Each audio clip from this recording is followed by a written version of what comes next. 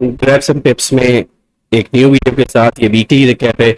इस वीडियो का मकसद ये है कि हमने जो मंडे टू फ्राइडे जो भी एनालिसिस किए थे, तो अब हम ये चेक करें कि एनालिसिस हमारे हिसाब से कैसे गए हैं, उसमें हमें कितना परसेंट सक्सेस रेशो मिला है और कितना हमें लॉस मिला है, और हम इसको कैसे इम्प्रूव कर सकते हैं। इस वीडियो को आगे बढ़ाने से पहले मैं आपको बताऊं कि हम 3 पेयर्स पे काम कर रहे हैं, यूरो यूएसडी, जीपीपी यूएसडी और गोल्ड। तो पहले जो है मैं यूरो यूएसडी को डिस्कस करूंगा, फिर मैं जीपीपी यूएसडी पे डिस्कस करूंगा और फिर मैं गोल्ड की तरफ चलूंगा। तो शुरू करते हैं यूरो यूएसडी से। टाइम फ्रेम में M5 मंडे का दिन स्टार्ट हुआ था। हमने एनालिसिस किया था, मार्केट उस वक्त जो प्राइस थी वो कुछ इस एरिया में रेंज कर रही थी। हमने ये एक एरिया फाइंड किया था कि मार्केट जो है प्राइस जो है वो इस एरिया में आएगी, और आने के बाद अगर मेरा ऐसा क्लियर पैटर्न देती है तो हम जो है अपने ऑर्डर को एग्जीक्यूट करेंगे। तो ऑर्डर को हम किस तरह एग्जीक्यूट करते हैं, जब हमें क्लियर पैटर्न मिलता है और फेयर वैल्यू गैप मिलती है, वहां पे हम ऑर्डर को, पेंडिंग ऑर्डर को प्लेस कर देते हैं और हम वेट करते हैं कि मार्केट प्राइस को वो हमारी ऑर्डर को पिक करे और हमें टारगेट दे या एसएल दे। ठीक है, या हमारी डायरेक्शन में जाए या अपोजिट जाए, उससे हम उसको हम इतना फोकस नहीं करते।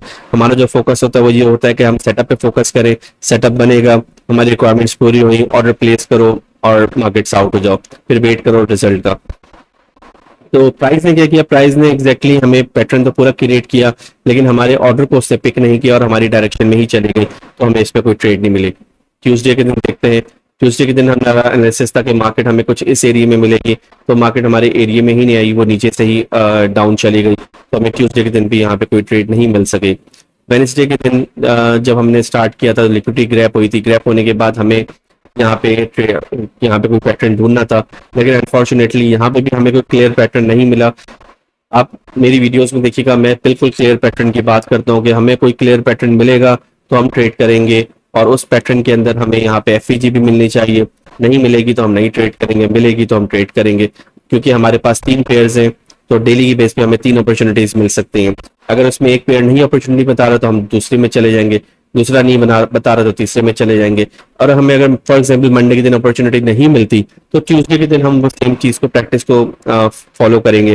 तो ट्यूसडे के दिन ये हो सकता है कि हमें तीनों पेयर्स में टारगेट मिल जाए। हमारा वीकली टारगेट क्या है, हमारा डेली टारगेट जो है 1:2 है, तो वीकली टारगेट क्या है, इसको 1:10 है। अगर हम 1:10 मिल जाता है तो हमें उस वीक को क्लोज कर देना चाहिए। तो हमें एक रूल्स के साथ, हमें रूल्स को फॉलो हम करते हैं, उसको प्लान करके हम सब ट्रेड्स को एग्जीक्यूट करते हैं। तो यहाँ पे हमें कोई क्लियर पैटर्न नहीं मिला तो हम इस ट्रेड में एंटर नहीं हुए।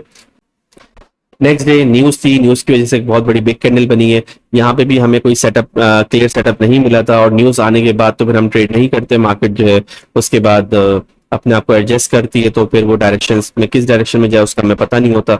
इस दिन भी हमें कोई ट्रेड नहीं मिली, फिर हम नेक्स्ट डे भी चले गए। नेक्स्ट डे जो था ये 11 अक्टूबर था, फ्राइडे का दिन था, जब मार्केट क्लोज हो रही थी। तो इस दिन हमने प्रिडिक्शन ये की थी, प्राइस उस वक्त कुछ इस जगह पे रेंज कर रही थी कि अगर हमें प्राइस आती है ऑल द वे अप और हमें इस जगह कोई पैटर्न क्रिएट करती है इस एरिया में, तो हम उसको देख सकते हैं। तो प्राइस हमारी डायरेक्शन में आई है, उसने यहाँ पे आने के बाद हमारे एरिया को टच भी किया। टच करने के बाद उसने चेंज ऑफ करेक्टर किया। चेंज ऑफ करेक्टर करने के बाद हमें फेयर वैल्यू गैप दिया। हमने फेयर वैल्यू गैप पे पेंडिंग ऑर्डर प्लेस किया और टीपी और एसएल को प्लेस किया और मार्केट से आउट हो गए। उसके बाद देखा, ये थोड़ी देर बाद मार्केट प्राइस ऊपर आई है, इसने विक से हमारे ऑर्डर को पिक किया और विद इन 1 2 3 कैंडल्स में, लाइक 20 30 मिनट्स के अंदर ही हमारे टारगेट को हिट कर दिया। तो यूरो यूएसडी में हमें मंडे के दिन सिर्फ 2 सेटअप्स दिए हैं। एक मंडे के दिन दिया था और एक फ्राइडे के दिन दिया था। मंडे वाला सेटअप जो है वो हमारे ऑर्डर पिक नहीं हुआ था, इसलिए हमें कोई अपॉर्चुनिटी नहीं मिली, लेकिन फ्राइडे वाले दिन हमें इसमें 1:2 मिल गया। अब चलते हैं नेक्स्ट पेयर के ऊपर। जीपीपी यूएसजी पे हम देखते हैं। जीपीपी यूएसजी का एनालिसिस हमने स्टार्ट किया था वेडनेसडे के दिन। मंडे और ट्यूसडे हमने इसका एनालिसिस नहीं किया था। उससे पहले जो था मैं सिर्फ यूरो यूएसजी को फोकस कर रहा था, लेकिन मेरे 2 3 बहुत फ्रिक्वेंट व्यूअर्स हैं जिन्होंने बोला था कि आप जीपीपी यूएसजी को और गोल्ड को भी ऐड करें, तो मैंने ट्यूसडे से जीपीपी यूएसजी को भी ऐड किया था। ट्यूसडे वाले दिन 8 अक्टूबर को ये एक सेटअप बना था, तो एक यहाँ से हमें एक अपॉर्चुनिटी मिली थी। आई थिंक वेडनेसडे का ये दिन था। यहाँ से जब हम डिस्कस कर रहे थे और ट्रेड को प्लान कर रहे थे, तो हमारे सामने सामने जब हम ये वीडियो बना रहे थे तो मार्केट ये मूव दे चुकी थी, इसको इसलिए हम काउंट नहीं करते। नेक्स्ट डे चलते हैं। ये जो है वो 10 अक्टूबर है, थर्सडे का दिन है।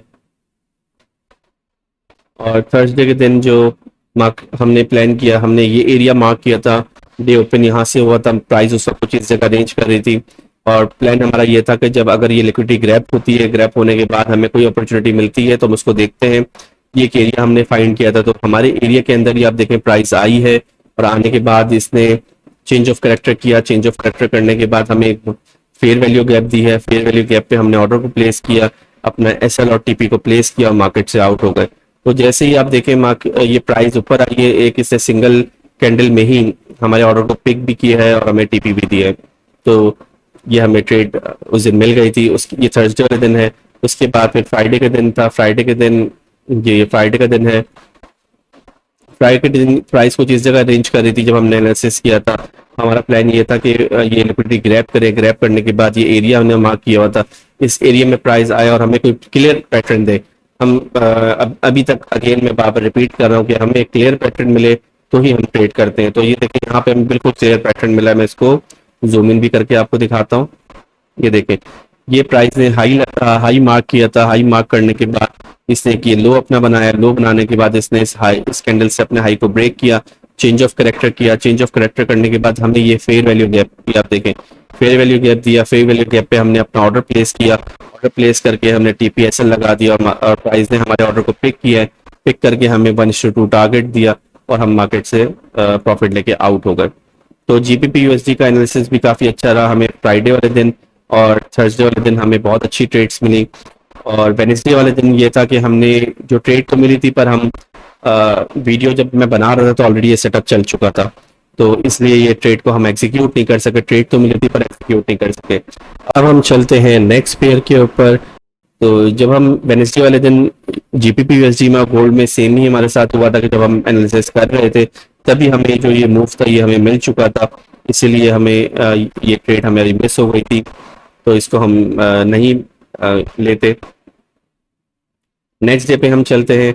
जो एनालिसिस हमने किया था वो ये था कि हमारा उस वक्त प्राइस जो थी वो यहाँ पे थी, ओपन हुई थी, कुछ इस जगह रेंज कर रही थी। हमारा प्लान ये था कि लिक्विडिटी ग्रैप होने का हम वेट कर रहे थे। लिक्विडिटी ग्रैप हो गया, अगर हमें क्लियर पैटर्न मिले तो हम उसको ट्रेड करेंगे, ये हमारा प्लान था। तो हमें यहाँ से मार्केट ने चेंज ऑफ करेक्टर किया था, इसको हम मार्क भी करते हैं।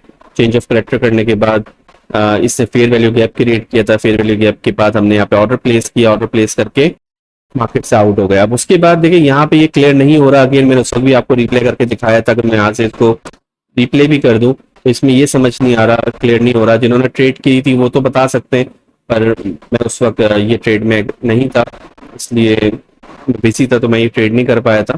तो उसमें अगर मैं इसको प्ले भी करूं तो आप देखें ये प्राइस नीचे जा रही है, और इससे पहले ये नीचे गई है। हमारे ऑर्डर को ऑलरेडी पिक कर चुकी थी, पहले ये नीचे गई थी तो हमें टीपी दे दिया था। इसने टीपी देने के बाद मार्केट ऊपर गई है।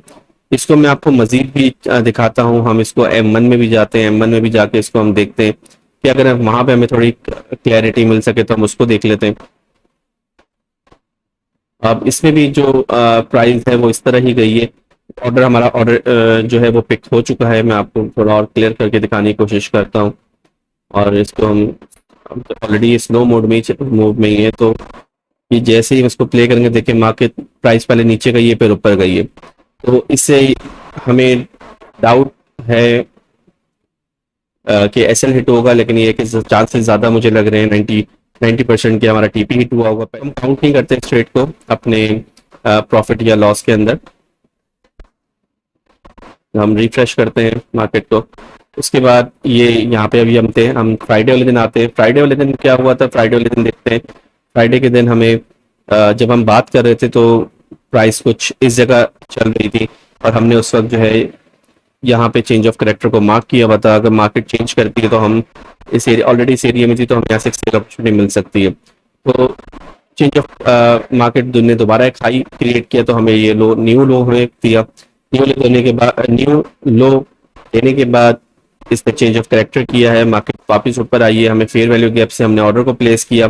50% से हम ऑर्डर को प्लेस करते हैं, तो ये कैंडल जो है यहाँ पे स्टार्ट हुई है और यहाँ पे एंड हो रही है। फिर ये इतनी बड़ी कैंडल है तो उसके मिड में हमने रखा हुआ है, तो हमें इसके हिसाब से भी 1:2 का टारगेट जो है वो मिल चुका है। तो यहाँ पे भी हमें जो है वो प्रॉफिट मिला था फ्राइडे के दिन भी। जब ये मार्केट क्लोज हुई है। तो ओवरऑल अगर हम देखें तो हमें एक इस ट्रेड का डाउट है, और इसके अलावा हमने जितने भी सेटअप्स को डिस्कस किया और हमने प्लान किया था वो सब सक्सेसफुल गए। तो एक बहुत ही अच्छा हमारा वीक रहा है, और हम यहाँ पे भी हमें क्लियर पैटर्न नहीं मिलता, हम उसको ट्रेड नहीं करते। अगेन मैं आपको बता दूं कि हमारा जो एक टारगेट होता है वो 1:2 डेली बेस का होता है, और वीकली 1:10 है। टोटल 10 हम रिवॉर्ड को कैप्चर करना चाहते हैं। तो जब अगर हमें दूसरे तीसरे दिन ही हमें 1:10 मिल जाता है तो मैं तो मार्केट से आउट हो जाता हूँ, फिर मैं ट्रेडिंग नहीं करता, उस वीक को एंजॉय करता हूँ। पैटर्न जो है वो एक सिंपल सा पैटर्न है जो हम हर कोई फॉलो करता है। सिंपल, मार्केट ने लो बनाया, हाई बनाया, लो बनाया, चेंज किया, एफईजी क्रिएट की, एफईजी को पिक करके मार्केट हमें एक अच्छा मूव दे। अब ये जो मूव होता है इसके लिए हम जो डिस्कस करते हैं डेली बेसिस पे एरिया डिस्कस करते हैं। ये मूव तो बनते रहते हैं, ठीक है। अब वो किस एरिया पे, क्योंकि ये मूव बनते हैं, इस जगह जाते हैं, इस जगह से फिर वो वापस नीचे की तरफ आके एसएल हिट कर देते हैं। तो ये तो बहुत दफा होता है। तो हमें ये इस मूव में ऐसी क्या बात है जो हमें ये प्रॉफिट दे रहा है? ये इसलिए प्रॉफिट दे रहा है कि हम जो ये एरिया है ये मार्क करते हैं, इस एरिया के अंदर इतना पोटेंशियल, यहाँ पे इतने पेंडिंग ऑर्डर्स लगे हुए होते हैं। जैसे हम बाई की ट्रेड की बात करें तो यहाँ पे बाई के पेंडिंग ऑर्डर्स लगे हुए होते हैं कि मार्केट यहाँ पर आती है, हिट करती है, और उसके बाद अपनी डायरेक्शन चेंज करती है, वापस आके यहाँ पे जब हिट करती है तो इतनी फोर्स होती है इस एरिया में, इतने ऑर्डर्स होते हैं कि वो यहाँ पे एक फेयर वैल्यू गैप भी क्रिएट करती है। जब वो फेयर वैल्यू गैप क्रिएट करती है तो हमें इस एरिया, ऑलरेडी हमने एक एरिया मार्क किया होता है, एरिया मार्क करने के बाद हमें एफईजी भी कंफर्म करती है कि यहाँ पे ऑलरेडी बहुत ऑर्डर्स हैं। तो फिर जैसे ही प्राइस वापस आती है अपने ऑर्डर को हिट करती है, हिट करके वो हमें डायरेक्शन में 1:2 दे के चली जाती है। उसके बाद बेशक मार्केट यहाँ से आए, हमें हमारी अपोजिट चले जाए, हमें उससे कोई मार्केट से लेना देना नहीं है। हमारा प्रॉफिट कंप्लीट, हमारा टारगेट कंप्लीट, हम मार्केट से आउट हो गए। अब तक के लिए इतना ही, वीडियो क्लोज करते हैं। आपसे रिक्वेस्ट है जो लोग मेरी वीडियो को पसंद करते हैं वो कमेंट करें, लाइक करें।